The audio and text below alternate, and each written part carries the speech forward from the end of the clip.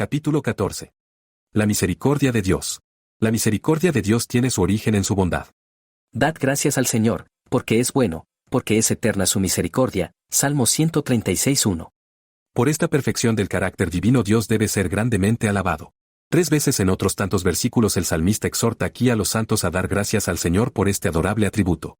Y ciertamente esto es lo menos que se puede pedir a quienes han sido receptores de tal generosidad. Cuando contemplamos las características de esta excelencia divina, no podemos sino bendecir a Dios por ella.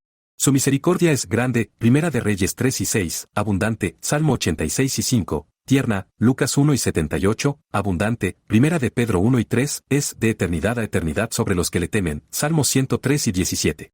Bien podemos decir con el salmista: Cantaré en voz alta tu misericordia, Salmo 59:16.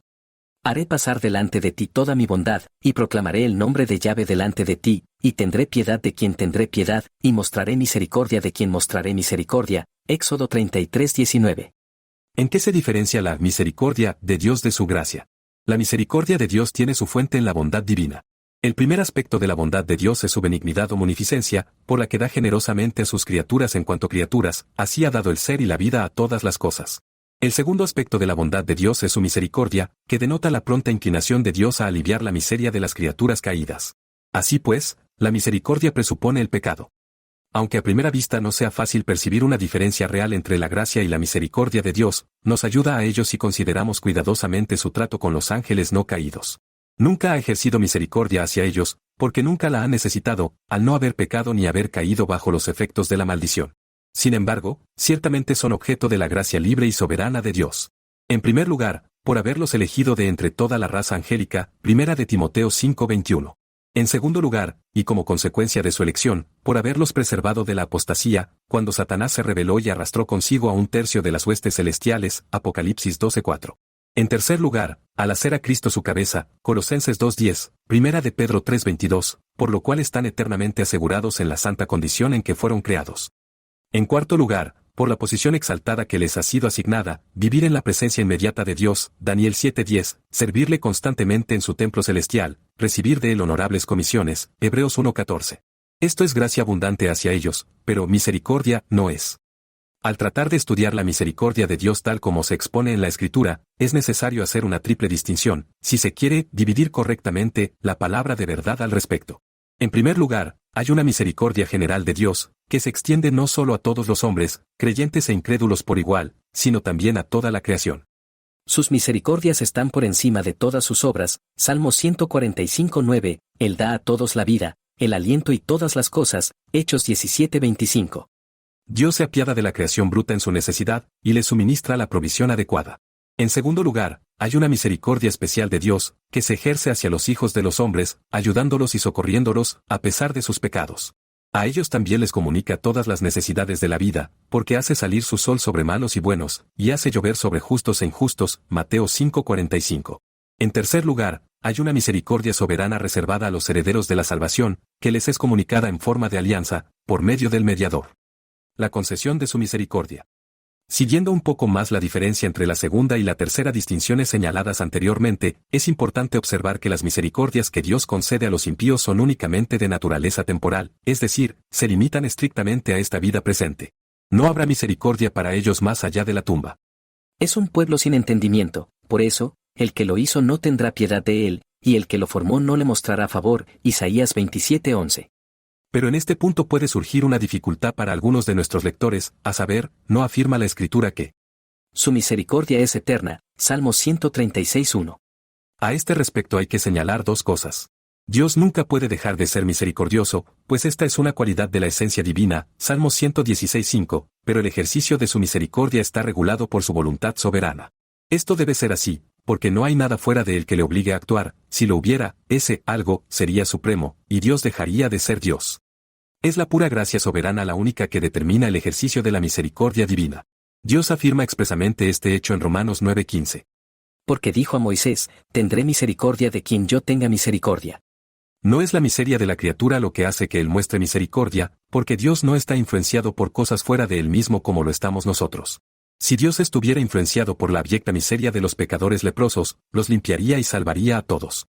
Pero no lo hace. ¿Por qué? Simplemente porque no es su placer y propósito hacerlo. Menos aún son los méritos de las criaturas lo que hace que Él les conceda misericordias, pues es una contradicción en términos hablar de merecer misericordia. No por obras de justicia que nosotros hayamos hecho, sino que según su misericordia nos salvó, Tito 3:5. La una en antítesis directa de la otra. Tampoco es el mérito de Cristo lo que mueve a Dios a conceder misericordias a sus elegidos, eso sería sustituir el efecto por la causa. Es por o debido a la entrañable misericordia de nuestro Dios que Cristo fue enviado aquí a su pueblo, Lucas 1:78. Los méritos de Cristo hacen posible que Dios conceda misericordias espirituales a sus elegidos, ya que la justicia ha sido plenamente satisfecha por el fiador. No, la misericordia surge únicamente de la complacencia imperial de Dios. ¿Quién recibirá las misericordias de Dios? Además, aunque sea cierto, bendita y gloriosamente cierto, que la misericordia de Dios permanece para siempre, debemos observar cuidadosamente los objetos a quienes se muestra su misericordia. Incluso la expulsión de los réprobos al lago de fuego es un acto de misericordia. El castigo de los impíos debe contemplarse desde un triple punto de vista. Por parte de Dios, es un acto de justicia, que reivindica su honor. La misericordia de Dios nunca se muestra en perjuicio de su santidad y justicia. Desde el punto de vista de los hombres, es un acto de equidad, cuando se les hace sufrir la debida recompensa por sus iniquidades. Pero desde el punto de vista de los redimidos, el castigo de los impíos es un acto de indecible misericordia. Qué terrible sería que el presente orden de cosas, en el que los hijos de Dios se ven obligados a vivir en medio de los hijos del diablo, continuara para siempre. El cielo dejaría de serlo si los oídos de los santos siguieran escuchando el lenguaje blasfemo e inmundo de los réprobos. Qué misericordia es que en la Nueva Jerusalén no entrará en ella cosa alguna que contamine, ni cosa alguna que haga abominación. Apocalipsis 21:27. Para que el lector no piense que en el último párrafo hemos recurrido a nuestra imaginación, recurramos a las Sagradas Escrituras en apoyo de lo dicho. En el Salmo 143:2 encontramos a David orando. Y por tu misericordia corta a mis enemigos, y destruye a todos los que afligen mi alma, porque yo soy tu siervo. De nuevo, en el Salmo 136:15 leemos que Dios derribó al faraón y a su ejército en el Mar Rojo, porque es eterna su misericordia. Fue un acto de venganza contra el faraón y su ejército, pero fue un acto de misericordia hacia los israelitas. De nuevo, en Apocalipsis 19:1-3 leemos. Oí una gran voz de mucho pueblo en el cielo, que decía, Aleluya, salvación, y gloria, y honra, y poder, al Señor nuestro Dios, porque verdaderos y justos son sus juicios, porque ha juzgado a la gran ramera que corrompió la tierra con su fornicación, y ha vengado de su mano la sangre de sus siervos. Y volvieron a decir, Aleluya. Y su humo se elevó por los siglos de los siglos. A partir de lo que acabamos de exponer, notemos cuán vana es la esperanza presuntuosa de los impíos que, a pesar de su continuo desafío a Dios, cuentan, sin embargo, con que Él será misericordioso con ellos. ¿Cuántos son los que dicen, no creo que Dios me arroje jamás al infierno, es demasiado misericordioso? Semejante esperanza es una víbora que, si la abrigan en su pecho, los aguijoneará hasta la muerte. Dios es un Dios de justicia, así como de misericordia, y Él ha declarado expresamente que va a de ninguna manera exculpar al culpable. Éxodo 34:7. Sí, Él ha dicho, los malvados serán llevados al infierno, y todas las naciones que se olvidan de Dios, Salmo 9:17. También los hombres podrían razonar así, no creo que si se permite que la suciedad se acumule y que las aguas residuales se estanquen y que la gente se prive de aire fresco, un Dios misericordioso permita que sean presa de una fiebre mortal. El hecho es que aquellos que descuidan las leyes de la salud son arrastrados por la enfermedad, a pesar de la misericordia de Dios. Igualmente cierto es que los que descuidan las leyes de la salud espiritual sufrirán para siempre la muerte segunda. Es indeciblemente solemne ver a tantos que abusan de esta perfección divina. Siguen despreciando la autoridad de Dios, pisotean sus leyes, continúan en el pecado y, sin embargo, presumen de su misericordia. Pero Dios no será injusto consigo mismo. Dios tiene misericordia de los verdaderos penitentes, pero no de los impenitentes, Lucas 13:3. Continuar en el pecado y, sin embargo, contar con que la misericordia divina remitirá el castigo es diabólico. Es decir, hagamos el mal para que venga el bien, y de todos los tales está escrito que su condenación es justa, Romanos 3:8. Cristo es el propiciatorio espiritual, y todos los que desprecian y rechazan su señorío, perecerán del camino, cuando se encienda un poco su ira, Salmo 2:12. Pero dejemos que nuestro pensamiento final sea sobre las misericordias espirituales de Dios hacia su propio pueblo. Tu misericordia es grande hasta los cielos, Salmo 57:10. Sus riquezas trascienden nuestros pensamientos más elevados. Porque como es alto el cielo sobre la tierra, así de grande es su misericordia para con los que le temen, Salmo 103:11.